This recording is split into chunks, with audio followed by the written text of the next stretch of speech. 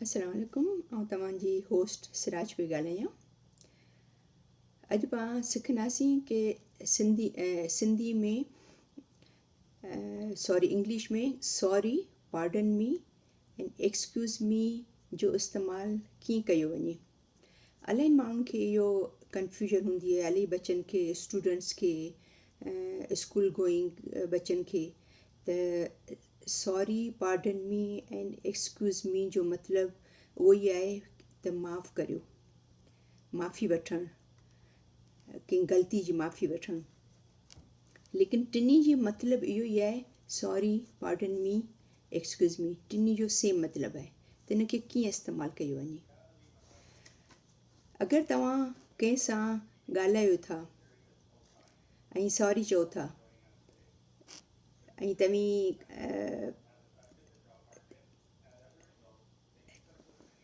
तव्हां का ग़लती था करियो त तव्हां हुनखे सॉरी चओ था त माना माफ़ु कजो। इन जो इस्तेमालु करण जा बि ॿ टे तरीक़ा आहिनि। काफ़ी सेंटेंस में अलॻि अलॻि तरीक़नि सां इनखे यूज़ कयो वञे थो। जीअं तव्हां स्कूल क्लास में वञो था ऐं तव्हांखे टीचर पढ़ाए थी ऐं तव्हां चओ था हू तव्हांखे टीचर सम्झाए थी या कुझु पढ़ाए थी ऐं तव्हां हुनखे नथा ॿुधो ऐं तव्हांजो ध्यानु कोन्हे या तव्हां हुनखे कोन ॿुधी सघिया आहियो, त तव्हां हुनखे चवंदा कि sorry teacher, can U please repeat it. Repeat करण लाइ हिनखे सॉरी चवंदा। ॿियो तरीक़ो, अगरि तव्हां कंहिं सां प्रॉमिस कयो आहे, तव्हां वाइदो कयो आहे त आउं ईंदुसि, पार्टी कंहिंजी आहे या कंहिंजो दावत आहे, कंहिंजे डिनर में वञिणो आहे या कंहिंजी शादी में वञिणो आहे ऐं तव्हां उनखे तव्हां चयो आहे त आउं ईंदसि या हू तव्हांखे दावत ॾिनी आहे, तव्हां प्रॉमिस कयो आहे, हुन सां वाइदो कयो आहे त आउं ऐं तव्हांजी शादी में या तव्हांजी दावत में ईंदुसि ऐं तव्हां कोन पिया वञी सघो, त उते तव्हां सम्झो कि उते बि सॉरी यूज़ कंदा। लेकिन सम्झो कि उहो तव्हांखे हिकिड़े क़िस्म जो तव्हां उनजी दावत रिफ्यूज़ पिया करियो, उनजो ऑफर रिफ्यूज़ पिया करियो, त तव्हां चवंदा, I am sorry, I can't कम टुडे।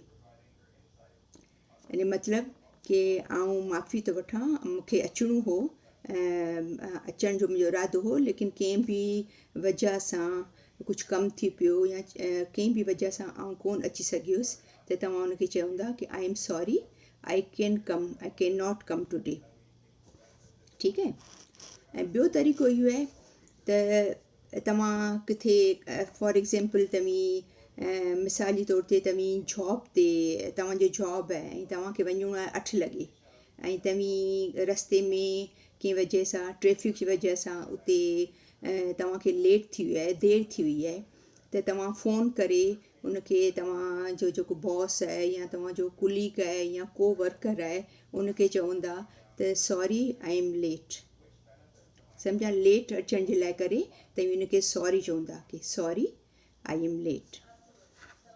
ठीकु आहे।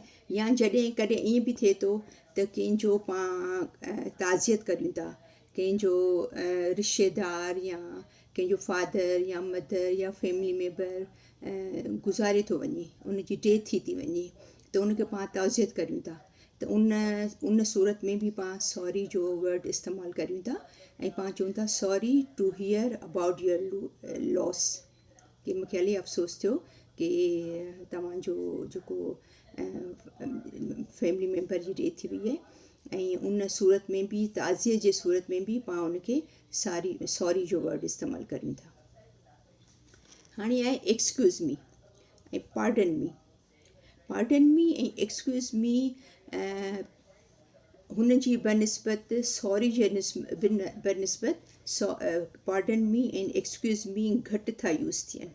एतिरो यूज़ कोन थो पियो थिए जेतिरो सॉरी यूज़ थो थिए। त एक्सक्यूज़ मी तॾहिं जॾहिं मिसाली तौर ते तव्हां कंहिं रस्ते मां तव्हां लंघो था पिया या कॉलेज में या स्कूल में तव्हां वञो था, उते 2-3 ॼणा बीठा आहिनि, तव्हां 2-3 स्टूडेंट बीठा आहिनि ऐं तव्हांखे रस्तो कोन पियो मिले या कंहिं बि जॻह तां, त तव्हां चाहियो था कि मूंखे रस्तो मिले त आउं लंघी वञा, त उते तव्हीं चवंदा की एक्सक्यूज़ मी, यानी की मूंखे त हू थोरो तव्हीं हटी वञो त आउं लंघी वञा। उन सूरत में बि तव्हीं हुनखे एक्सक्यूज़ मी चवंदा। ऐं ॿियो, कोई बि माण्हू मसरूफ़ आहे ऐं पंहिंजो कमु थो करे पियो ऐं कुझु तव्हांखे कुझु पुछिणो आहे। फॉर एग्ज़ाम्पल, तव्हीं क्लास में वेठा आहियो ऐं 2 स्टूडेंट वेठा आहिनि ऐं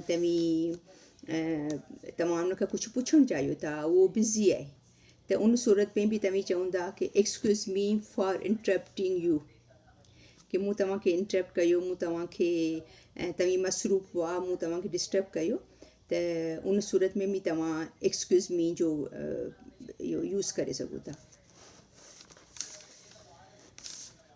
कॾहिं कॾहिं ईअं थिए थो त तव्हां मीटिंग में वेठा आहियो या 2 दोस्त पाण में ॻाल्हायो पिया ऐं तव्हांखे कंहिं वजह सां उथी वञिणो पवे थो पाणी पीअण लाइ या तव्हांखे वॉशरूम वग़ैरह यूज़ करणु वञण लाइ, ऐं तव्हीं उतां उथो था, लेकिन इहो सुठो कोन थींदो त तव्हां बग़ैर चवण जे ऐं बग़ैर हुन खे इंफॉर्म करिजे तव्हां उथी वञो। It doesn't look good. त तव्हां उन टाइम ते उनखे चवंदा कि excuse me, I will be right back, कि आउं थोरी देरि में वापसि अचां थी, या चवंदा excuse me for a moment, I will be right back. ठीकु आहे। ऐं उन खां अलावा हाणे पार्डन मी जो बि ऑलमोस्ट उहो ई मतिलबु आहे, त माफ़ी जी सूरत में इहो यूज़ कयो वञे थो। जीअं सॉरी था यूज़ करियूं या जीअं पाण एक्सक्यूज़ मी यूज़ था पिया करियूं, लेकिन जेतिरो इस्तेमालु सॉरी ऐं एक्सक्यूज़ मी जो थिए थो, ओतिरो इस्तेमालु पार्डन मी जो नथो थिए। कॾहिं पाण खे, फॉर एग्ज़ाम्पल, कॾहिं पाण खे ओघराई थी अचे, पाण हुन में वेठा आहियूं महफ़िल में, 8-10 ॼणा वेठा आहिनि या वधीक वेठा आहिनि, ऐं पाण खे अचानक सां ओघराई थी अचे पई मुंहं मां, या कहिड़ो ख़ुदनि खां अहिड़ो आवाज़ थो निकिरे, त उन सूरत में पाण चवंदासीं पार्डन मी। ठीकु आहे। ऐं या कॾहिं कॾहिं ईअं बि थिए थो कि लेट अचण लाइ करे बि इस्तेमालु थिए थो, घटि थो थिए एज़ कंपेयर सॉरी ऐं एक्सक्यूज़ मी जे, हिन जो इस्तेमालु घटि थो थिए, लेकिन उन सूरत में बि, लेटनि जी सूरत में बि पार्डन मी यूज़ थिए थो पियो। ऐं अगेन वरी पार्डन मी जॾहिं पाण कंहिंखे इंटरप्ट करियूं था, जेके पाण खे विच में कंहिंखे डिस्टर्ब था करियूं पिया, या केरु कुझु कमु पियो करे थो, उनखे बि पाण चई सघूं था कि pardon me for interrupting, but as compare हुन जे सॉरी ऐं एक्सक्यूज़ मी खां ही घटि थो यूज़ थो पिए। ऐं कॾहिं कॾहिं ईअं थिए थो त 2 दोस्त या 2-टे ॼणा पाण में पाण ॻाल्हायूं था पिया या वेठा हुजूं था, या का अहिड़ी ॻाल्हि आहे जेको तव्हां हुन ॻाल्हि सां एग्री नथा करियो, तव्हांखे उहा ॻाल्हि सम्झ में नथी अचे, ऐं तव्हां, ज़ाहिरी ॻाल्हि आहे, तव्हीं न चाहींदा कि आउं हुन सां बदतमीज़ी जे वे में उनखे चवां, या उनखे कंहिं ग़लति अंदाज़ में उनखे चवां, छो त इंसान जो जेको ॻाल्हाइण जो जेको अंदाज़ आहे, जेको टोन आहे, पंहिंजो ॻाल्हाइण जो जेको पंहिंजो रफ़्तार आहे, उन ते इलाही डिपेंड करे थो। इलाही बिल्कुलु अदब सां ऐं बिल्कुलु जंहिंसां इहो फील न पियो थिए कि तव्हां कंहिंसां बदतमीज़ी कई आहे, हू साम्हूं वारो इहो फील करे त तव्हां हिन जी ॻाल्हि सां एग्री कोन आहियो, लेकिन तव्हां इलाही अदब सां उनखे चओ था पिया कि pardon me, I don't want two here U speak that again. मूंखे तव्हांजी ॻाल्हि, सॉरी, मूंखे ॻाल्हि सम्झ में कोन आई, ऐं नथो चाहियां कि उहा ॻाल्हि तव्हीं वापसि करियो, ऐं उन सां, या तव्हीं चई सघो था pardon me, I am not agree with it.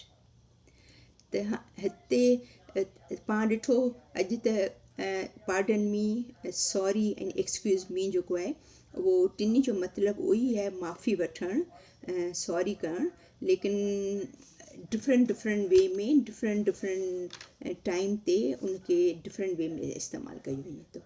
ऐं मूंखे उमेदु आहे की तव्हांखे इहो सम्झ में अची वियो हूंदो ऐं इंशाल्लाह मां हाणे नेक्स्ट वीडियो में मिलंदासीं ऐं तव्हांखे कुझु बि अहिड़ो क्वेश्चन हुजे तव्हांखे कुझु पुछिणो हुजे त प्लीज़ फील फ्री मूंखे जस्ट मैसेज कजो ऐं इंशाल्लाह आउं तव्हांखे नेक्स्ट वीडियो में अञा वधीक इन जे बारे में सम्झाईंदसि ओके अल्लाह हाफ़िज़